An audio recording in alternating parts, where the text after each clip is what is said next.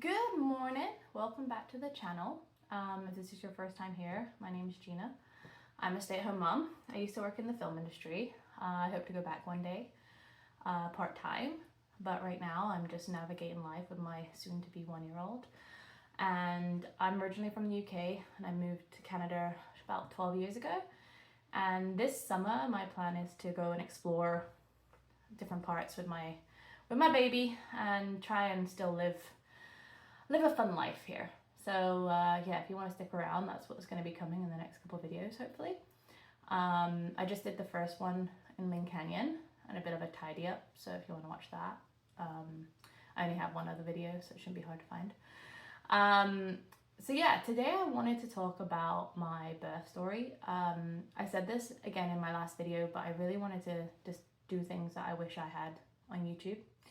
And my birth story is kind of crazy compared to my pregnancy. I had my baby, Harry, I had him last year in July. My pregnancy was pretty basic. It wasn't easy by any means, but it was, you know, the first trimester I was a bit nauseous at night. Second trimester was great compared to the first one. And then around the 7-month mark, it started to get a little bit more difficult. I only had one scare where I had to go in and get an IV because I was working outside in the sun and I guess I just didn't drink enough water and my back was like really hurting. So I called my midwife, we went in to do a checkup and his heart rate was a little fast. So went to the hospital, everything was fine. He was super happy baby. They had all the monitors on me. But yeah, they just thought it'd be best to give me an IV. But other than that, everything was pretty straightforward.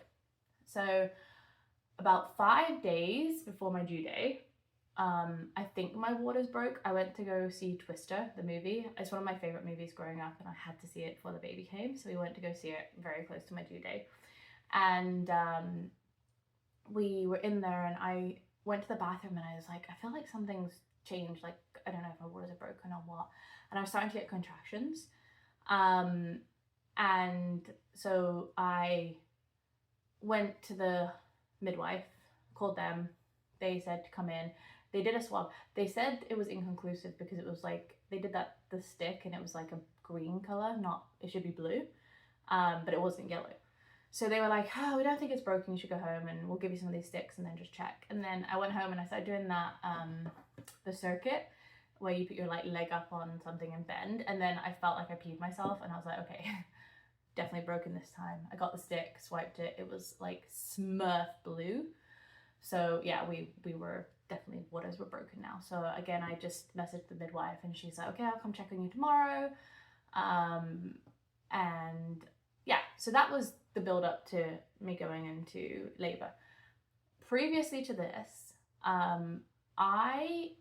the one thing I wanted to share is that I felt like I was super open-minded going into pregnancy. I was like, you know, anything can happen, be open-minded, I'll have this done, I'll have this done. But in the back of my head or in my heart, I was like, I wanted a natural birth, I wanted to stay at home as long as possible, I wanted to just go in and drop the baby out and come home. I had visions of me just like in the bath watching Friends until it was like go time, and then we'd get there and they'd be like, oh my god, you're already 8 centimeters, it's time to go. That didn't happen.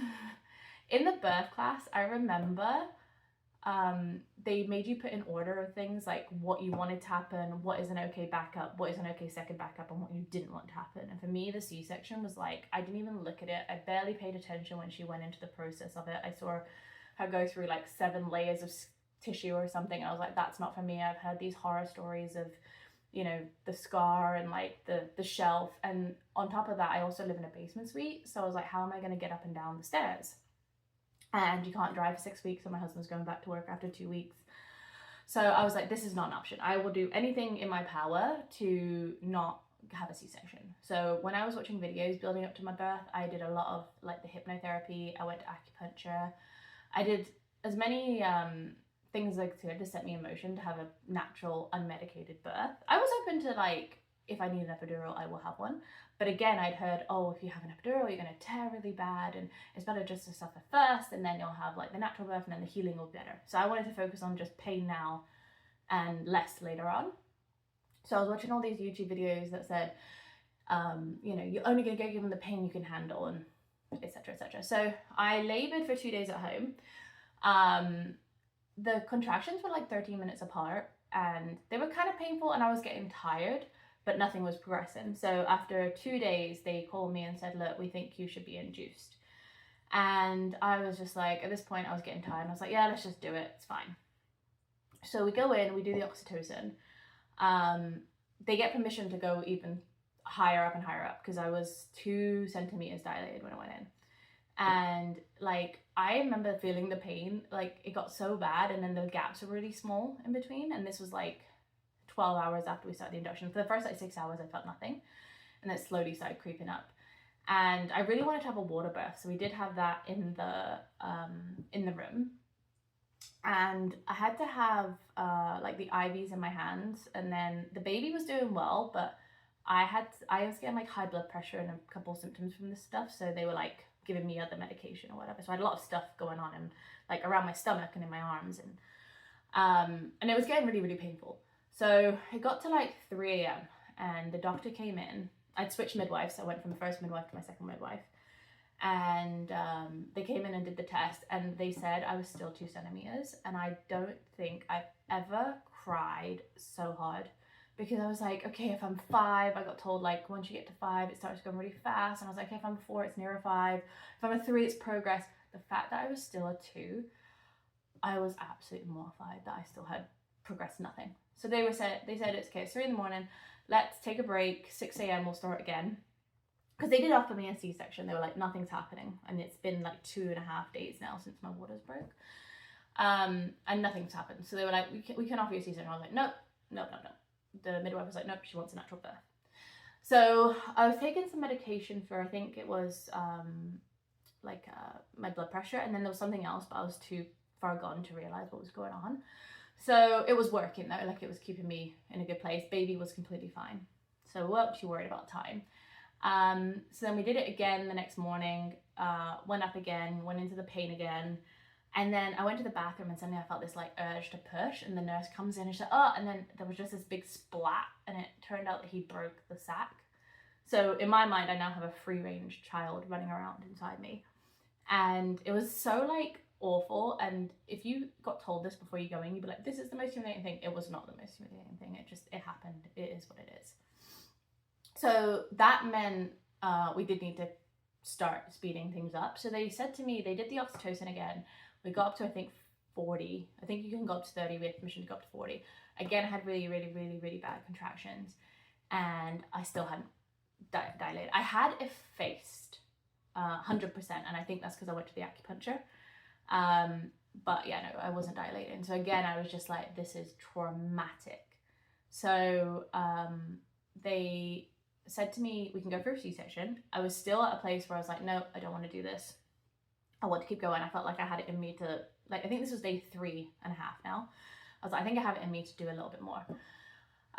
So they said I could try this pill called Marisbosol. I can't pronounce it, but it hadn't been used in this hospital. It had been used in Fraser Health. I text my sister-in-law, and she said that, because she works with babies, and she said that some people in other parts of the health in BC had good luck with it. The only issue is that you go from 0 to 100 and there's no pause. So with the oxytocin, you can kind of like build it up. And then if it's not working, you can stop it, have a break. With this pill, you take it and then that's it. Like once it starts, we have to get going. So again, I didn't really feel anything for the first 4 hours. So I took another one. I was now starting to have issues where they said like the medication I was on was not working as well. So I had to have that blood pressure machine on and stuff like that. So they gave me another one, and then I was in like excruciating pain, and there was no break. And I remember saying to my husband, there's no break. And they put me in the hot tub because they were like, okay, things are going to start progressing now. They have to. I think I got to 3 centimeters. So like, okay, things are starting to progress. We went in there, and I had built up this hot tub as being like being in the bath, and I imagined me just lying there and going, and then, you know, eventually the baby would come. But I had 2 things in my hands. So when I was in the bathtub, and you have to have that thing on your stomach. So I'm in the bathtub like this, no like big plastic things on my arms, like this. And then I'm just like having the midwife hold those on. My husband's in there with me trying to like push my knees through the contractions. And I'm like, I hate this because it's not even warm. It's like lukewarm. this is not great. I'm like leaning on it weird, and like my arms have to be out, and yeah, I was like, get me out of here. And then I noticed, I was like, I feel like my arms like not right. Like I have this big lump, and I'm like, I just feel like there's something wrong. And I was saying it like super quietly, and then the nurse, I think, looked at it and was like, okay, your IV's fallen out, so now I have this big fluid lump here. So they had to redo that. I really hate needles, like they make me really nervous. But by this point, I just like would close my eyes and just everyone would prick me and poke me and do whatever. There was no dignity, there was no fear, there was no nothing. You're just getting on with it. So yeah, they came back again. I still hadn't developed, and then I was just crying. So I was just like, what is going on? It's now 4 days in.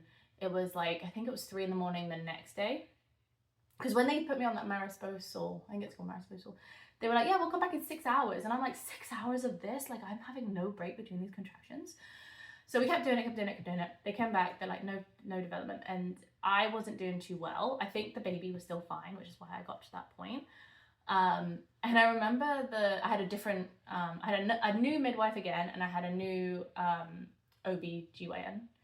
And she looks at me and she's like, I think we need to go for a C-section. That's our options now, or we're just gonna have to wait this out. And I remember midwife saying, she really does want a natural birth. And like me and my husband just looked at each other and were like, we're done. We're over it. So yeah, so they prepped me. I thought it was gonna be like hours, but they were like, no, we need to get you in. They started giving me the gas and air, and I don't remember it helping, but I remember it passing the time, because it's not what you think. Like you have to blow on it and put pressure to blow on this air. And you do it during like the peak of the contraction, which for me was just like peak, not peak, peak, peak, not peak. And I was just blowing on this air, and I remember being like so distracted that I'd be like, oh, we've actually gotten a little bit further now. So yeah, they got me ready, they took me in. My poor husband had to wait outside. So it was within 15 minutes we were going into the emergency room. Luckily everyone was there, considering it was so early in the morning. And I have to be wheeled in, like sat up like this, because the baby was turned around. He did flip the right way at one point, and I could lie back, and then he flipped again. So I couldn't lean back, even like slightly angled. It was just another level of pain on top of the contractions. So they wheeled me in, like sat up. The poor orderly couldn't see, so the midwife's like dragging me from the front. We go into the OR. The anesthesiologist comes in, and she's like asking me questions like, how tall are you? How much do you weigh? How much of this? How much of this? And I'm just like, I can't even barely answer this. And I'm like, there's no break. I can't do this. Like, you have any choice. And she's like, okay, so I'm going to put this big needle in you and you can't move. And so I had to like kind of lie on my side, and then they put it in, and I will never forget the feeling of being on cloud, like the warmth that went through my body. And then they like laid you out, and then you go back and you lie back, and I couldn't feel anything, and it was great. Like I went from screaming to I'm on cloud 9. So they bring in my husband, he's with me. I'm on oxygen at the moment, so I'm a bit in rough shape. I remember looking at the photos, just being like, so I have oxygen on, I have all these IVs, I'm just lying out, spread eagled for the world to see. And yeah, so they come in, they do the C-section, and then we didn't know why I didn't dilate. We didn't know if there was any issues. We didn't know what was going on. They pull him out, they rip down the curtain, and they go, it's a 5-kilo baby. Whip back up the curtain. He looked a little strange. I guess he was a bit squished. And my husband, I still remember him looking at me and being like, what is that? Because we were both also like blonde when we were born, and this kid was like black haired, and he had like a face that was squished. And I said to them I didn't want skin to skin right away, because I thought I wanted it to be like this magical moment. And I also said I didn't want my husband to cut the cord, because I know he's squeamish, and I know he, you know, he's very shy, and he didn't want the pressure of it. All of that went out the window, but I'm glad it did.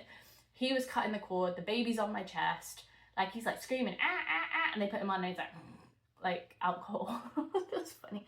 They did all the tests. They took him away. They sent me to this room on my own for an hour to like relax whilst I have a million tests going on. And I remember the thirst. I have never experienced anything like it. I don't know if this is a C-section thing or if this is just a post-pregnancy thing, but I was so thirsty. And this room that I was in was empty, and there was like nurses going by constantly, and I was like, oh, can I have a little ice chip? Because they gave me one when I first got there, and they'd be like, yeah, sure. And then I'd wait for the next one. I was like, oh, can I have an ice chip? And then I think they caught on to what I was doing. So like, no, they were like, no more ice chips until you, for like 6 hours or something like that. And I was like, I can't do this, I can't do this. So I get to the baby, we do the bell, we go to the, oh yeah, and I said at some point, I was like, I want a private room. I couldn't bear the thought of going to a room with other people at this point. I'd just been awake for such a long time. So luckily I had insurance, otherwise that could have been a little costly. We ended up having our own private room with 2 beds, so one my husband could have, one I could have. I grabbed the baby, we went there, he was screaming the whole time, the lungs on this child. And I still didn't know how big he was, how much he weighed. And it turned out he was 11 pounds, 3 ounces and 22 inches. And he did not show up as big at all. His head, his shoulders, everything was large. And he was a 99 percentile on every single chart they had. And it was so funny because people were coming in, like the nurses and stuff, and they were just like, oh, you have the 5-kilo baby. Can we come see? And I was like, okay, because everything we bought also didn't fit. He needed 3 to 6 months. I bought these 2 little really precious newborn outfits. I had some really nice like 0 to 3 month. Nothing fit this child. None of the diapers we had fit him. So we had to go get all that. And yeah, we didn't know why. We didn't know why he was so big. So we stayed in for a couple of days to do some tests for me and for him. And he was completely fine. It was heartbreaking doing I think we had to do like a diabetes test on him or something, where they prick his foot. That was like heartbreaking because he was crying every time. But yeah, and they did some tests on me. I had some iron issues, so I ended up having to have a transfusion. And then I had some medication they were giving me, and the Tylenol and everything.